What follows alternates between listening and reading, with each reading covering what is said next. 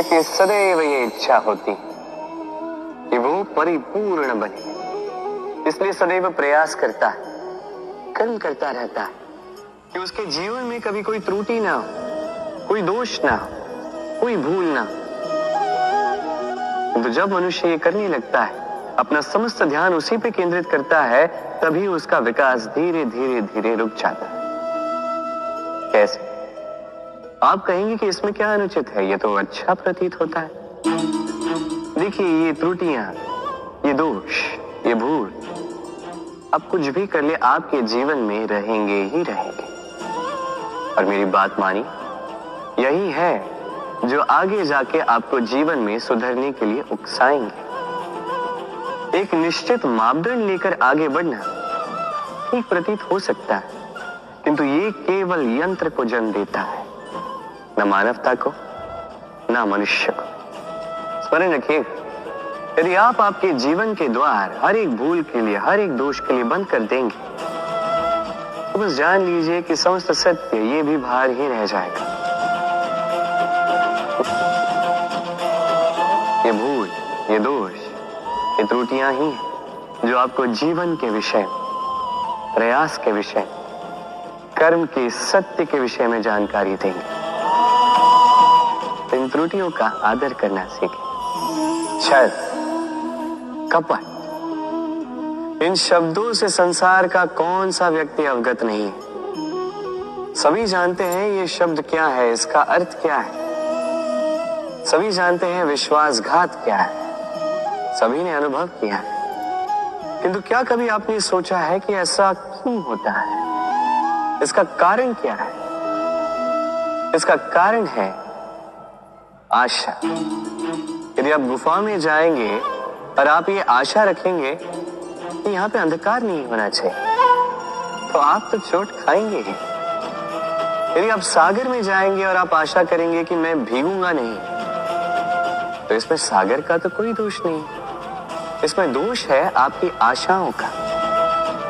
एक महत्वपूर्ण बात स्मरण रखिए, मनुष्य मनुष्य को नहीं छलता, मनुष्य को छलती हैं उसकी आशाएं जो वो अनुचित पात्रों से रखते हैं। इसलिए जीवन में कभी भी आशाएं लगाने से पूर्व संबल की परिभाषा जान ले कि वो आपको सहारा देने योग्य है भी या नहीं। ना टूटेगी आशा, ना टूटेगा विश्वास।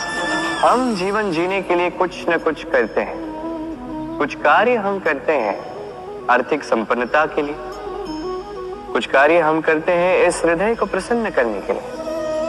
किंतु हम में से अधिकतर लोग ये सोच सोच के चिंता में रहते हैं कि जो कार्य हमने सोचा था वो वैसा नहीं हुआ, या ये कार्य पूर्ण नहीं हुआ, या काम की अधिकता को देखकर चिंता में आ जाते हैं।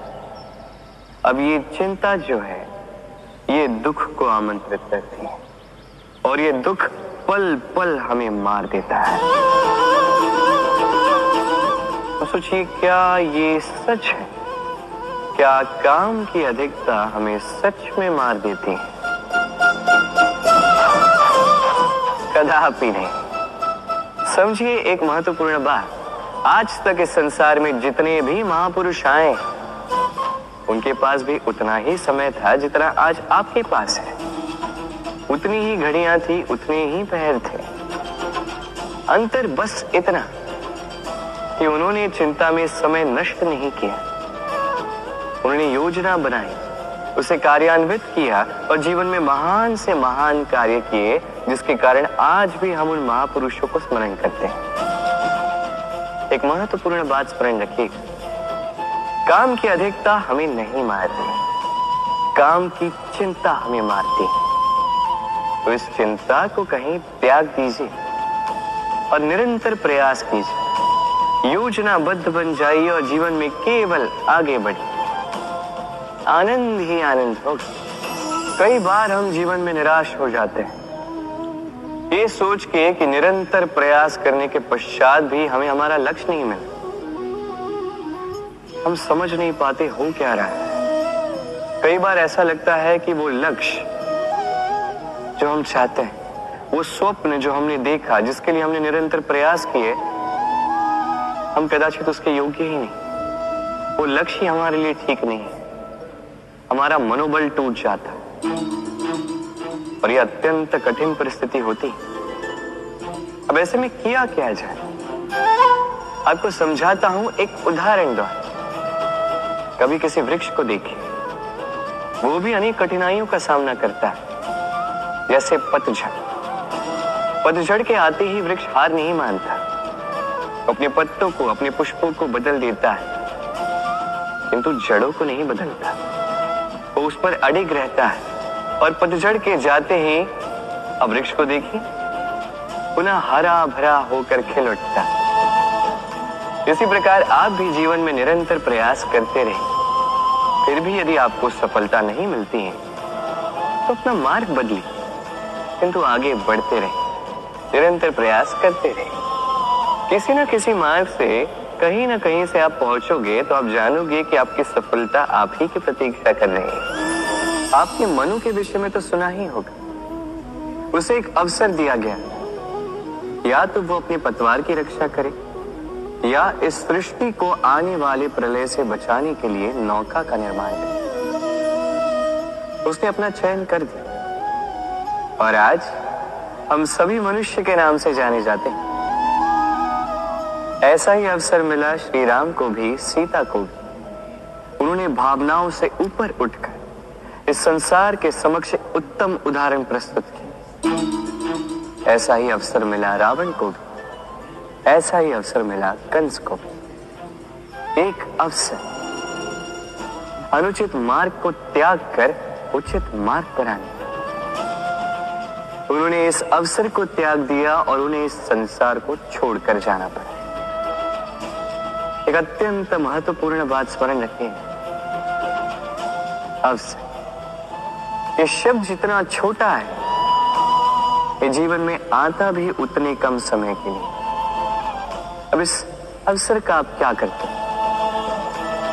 इसका लाभ उठाकर अपने नाम को प्रकाशित करते हैं, इस संसार में, इतिहास में स्वयं को अमर करते हैं, या असफलता का उदाहरण बनते हैं? निर्णय आपका। स्वप्न, स्वप्न ये शब्द हमारे जीवन में कितना महत्वपूर्ण है। कुछ स्वप्न ऐसे होते हैं जो हम रात्रि की मीठी निद्रा में देखते हैं, तो कुछ स्वप्न हम खुली आंखों से देखते हैं। कुछ स्वप्न हमें मीठी नींद देते हैं, तो कुछ हमें सोने ही नहीं देते। अब खुली आंखों से देखे जाने वाली ये स्वप्न छोटे हो सकते हैं या बड़े, किंतु इससे जुड़ी होती है सफलता। अब आपको एक बात समझाता हूं। ये है आपके स्वप्न, ये है सफलता।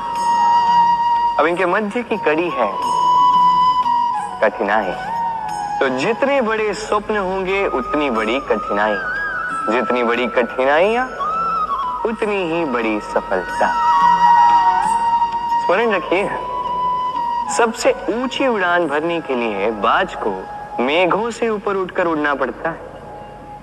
तो इन कठिनाइयों से दूर मत भागिए। अवश्य ये वही कठिनाइयां हैं जिनसे संसार दूर भागता है।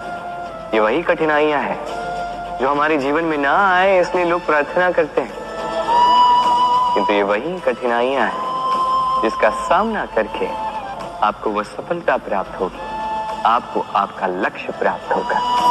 प्रसन्नता, ये प्रसन्नता कोई ऐसा भाव नहीं है जो सृष्टि में पहले से निर्मित हो। प्रसन्नता एक ऐसा भाव है जो आपको आपके कर्मों से अर्जित करना पड़ता है, और जितना दूसरों को दोगे उतना ही ये अंकुरित होगा। अर्थात जितनी प्रसन्नता दूसरों को दी जाएगी, उतनी ही प्रसन्नता स्वयं चलकर आपके पास आएगी। अब आप कहोगे ये तो अत्यंत कठिन कार्य है, ये कैसे संभव है? सबको प्रसन्न रख पाना तो स्वयं महादेव के वश में नहीं, हम तो साधारण से मनुष्य, ये कैसे हो पाएगा?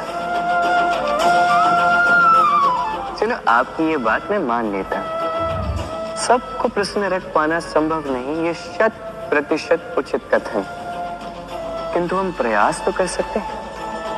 ये प्रसन्नता ना सही, हम किसी को दुख ना पहुंचाएं, ये तो हम कर सकते हैं। जितना ये दुख कटेगा उतना ही सुख बढ़ेगा, और जितना ये सुख बढ़ेगा उतनी ही आएगी ये प्रसन्नता। व्यक्ति सफलता प्राप्त करने के लिए पहले लक्ष्य साधता है, फिर योजना बनाता है, फिर मार्ग चुनता है और सदैव प्रयास करता है कि इस मार्ग में कम से कम बाधाएं, इस मार्ग में कहीं कोई चट्टान ना आ जाए, कोई गड्ढा ना आ जाए, कोई खाई ना आ जाए। और यही सबसे बड़ी भूल वो कर बैठता है। कैसे? सोचिए, एक सरल सपाट मार्ग आपको कहां ले जाएगा? एक सीधे सपाट स्थल। यहां तो कोई भी पहुंच सकता है, इसमें विशेष क्या है? सोचिए, यदि आपके मार्ग में गड्ढे हो, खाई हो, चट्टानी हो, तो इसके परे एक शिखर भी है जो आपकी प्रतीक्षा कर रहा है। सफलता का वो शिखर जहां कोई सरलता से नहीं पहुंच पाता, जो विशेष। इसलिए अपने जीवन में जब भी समस्याएं आए उससे कतराएं नहीं, एक मुस्कुराहट के साथ उसका स्वागत करें। और सावधान रहें, यदि आपके मार्ग में समस्याएं ही ना आए तो इसके दो ही अर्थ हैं। या तो आपने लक्ष्य ठीक नहीं चुना है, या आपने मार्ग ठीक नहीं चुना है। मनुष्य की सदैव ये इच्छा होती कि वो परिपूर्ण बने, इसलिए सदैव प्रयास करता है, कर्म करता रहता है कि उसके जीवन में कभी कोई त्रुटि ना हो, कोई दोष ना हो, कोई भूल ना हो। तो जब मनुष्य ये करने लगता है, अपना समस्त ध्यान उसी पे केंद्रित करता है, तभी उसका विकास धीरे धीरे धीरे रुक जाता है। कैसे? आप कहेंगे कि इसमें क्या अनुचित है, ये तो अच्छा प्रतीत होता है। देखिए, ये त्रुटियां, ये दोष, ये भूल